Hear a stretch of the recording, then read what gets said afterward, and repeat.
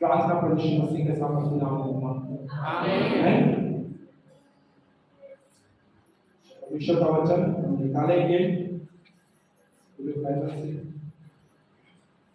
आप पहला कुरिन्थियन 11 अध्याय इसका 1 पद से कोई भी पढ़े। क्योंकि यह बात मुझे प्रभु से पहुंची और मैंने तुम्हें भी पहुंचा दी कि प्रभु यीशु ने जिस रात वह पकड़वाया गया रोटी ली और धन्यवाद करके उसे तोड़ी और कहा, यह मेरी देह है जो तुम्हारे लिए है, मेरे स्मरण के लिए यही किया करो। इसी रीति से उसने बियारी के पीछे कटोरा भी लिया और कहा, यह कटोरा मेरे लहू में नहीं बाझा है, जब कभी पियो तो मेरे स्मरण के लिए यही किया करो। क्योंकि जब कभी तुम यह रोटी खाते और इस कटोरे में से पीते हो तो प्रभु की मृत्यु को जब तक वह न आए प्रचार करते हो। इसलिए जो कोई अनुचित रीति से प्रभु की रोटी खाए या उसके कटोरे में से पिए, वह प्रभु की देह और लहू का अपराधी ठहरेगा।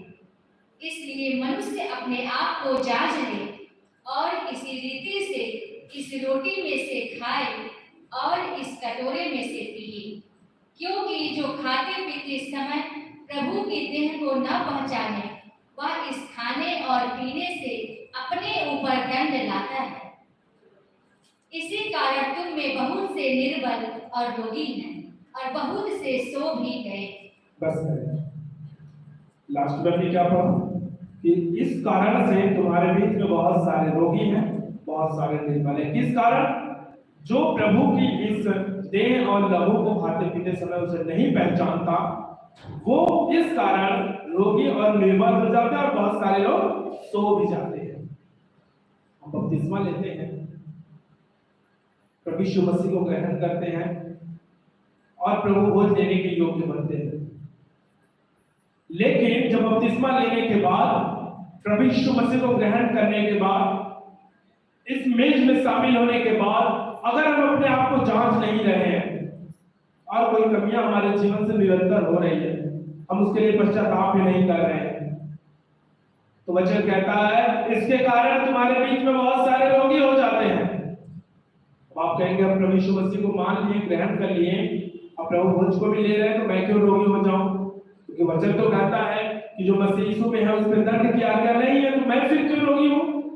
तो परमेश्वर का वचन आगे ये भी 2 पद में कहता है कि वे शरीर के अनुसार नहीं वरन आत्मा के अनुसार चलते हैं। हालेलुया। जब आत्मा के अनुसार चलेंगे तो परमेश्वर की आज्ञाओं को पूरी करते हैं।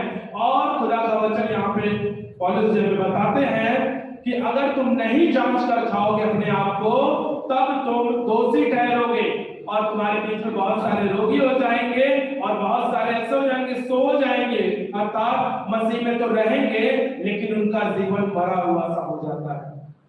वो केवल नामधारी मसीह बनते आते जाते रहते हैं, लेकिन और वचनों का उनके जीवन में कोई महत्व नहीं होता है, कोई वचन का पालन नहीं। दोनों तरफ का जीवन, संसार की तरफ भी और परमेश्वर की भी तरफ भी सोचते हैं चलने। लेकिन प्रभु का वचन कहता है जब तुम मुझसे थोड़ा सा दूर जाओगे, संसार की ओर जाते हो, तो प्रभु तुमसे बहुत दूर चला जाता है। चर्च तो आते रहेंगे, वचन पढ़ते भी रहेंगे, लेकिन आत्मा आपके अंदर मरा हुआ रहेगा, सोए हुए के समान रहेंगे। और परमेश्वर कहता है ऐसे लोग रोगी हो जाते हैं, निर्बल हो जाते हैं, सो जाते हैं। इसलिए हमें और आपको क्या करना है? अपने आप को जांचना है, अपने आप को जांचना और परखना है, ताकि हम रोगी ना होने पाए, ताकि हम सोने ना पाए, हम जागृति में रहे। क्यों?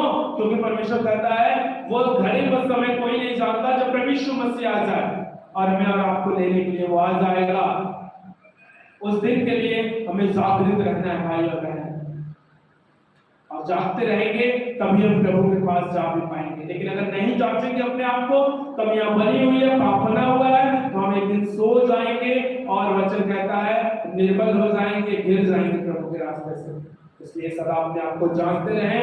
वहीं पौलुस हमें और आपको बताते हैं कि ये बातें मुझे कहां से पता चली? प्रभु की ओर से पता चली, और मैंने तुम्हें भी ये बातें पहुंचा दी है, सारी बातें।